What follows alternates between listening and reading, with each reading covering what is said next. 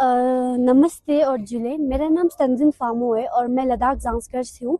मैं 13 years old हूँ और मैं अभी खेलो इंडिया के लिए आई हूँ। आपने पार्टिसिपेट कर लिया? मैं 15 दिन छोटी हो गई। पार्टिसिपेट नहीं कर पाए? हाँ, पार्टिसिपेट नहीं कर पाई क्योंकि मैं 15 दिन छोटी हो गई हूँ। मैंने 2020 से आइस स्केटिंग करना स्टार्ट किया है और मुझे बहुत अच्छा लगा कि मुझे ऐसा अपॉर्चुनिटी मिल रहा है आइस स्केटिंग में पार्टिसिपेट करने के लिए। इसलिए कोच से इंस्पायर हुई हूँ, मैम नाटली।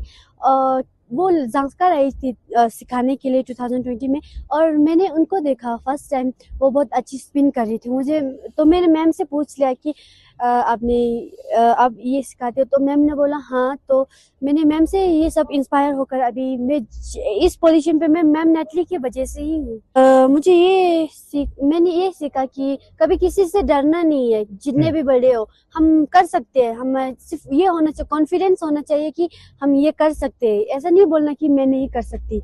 और ये ये है कि जो हमारे ओपोनेंट्स है वो हमारे बारे में चाहे कुछ भी बोले, हमको उनकी तरफ ध्यान ना देकर अपने ही जो अपना हम स्पोर्ट खेल रहे हैं उनकी तरफ ही ध्यान देना चाहिए।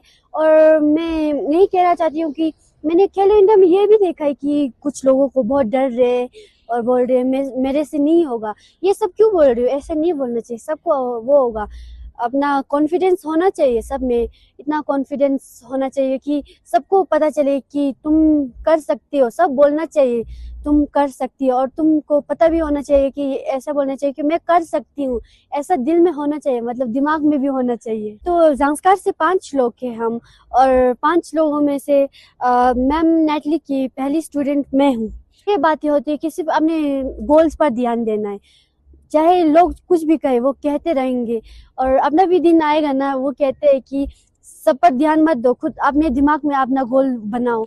मुझे नहीं पता था कि मैम इंग्लिश बोलती, तो मैं हमेशा हिंदी में बात करती थी मैम नेटली।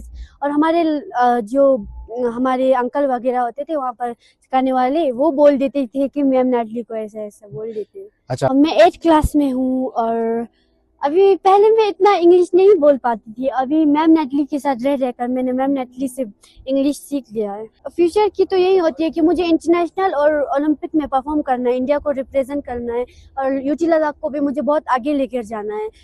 ऐसा नहीं है कि हमारे लद्दाख में भी वो होता है, बहुत से अपॉर्चुनिटी मिलते हैं हमको अपना इंडिया रिप्रेजेंट करने का और लद्दाख रिप्रेजेंट करने का बहुत मौका मिलता है।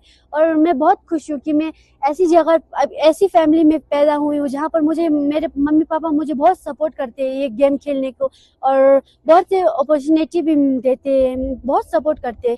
जब दिल्ली और देहरादून में मैं नेशनल के लिए गई थी तो मेरे मम्मी पापा ने मुझे बहुत ज़्यादा सपोर्ट किया है।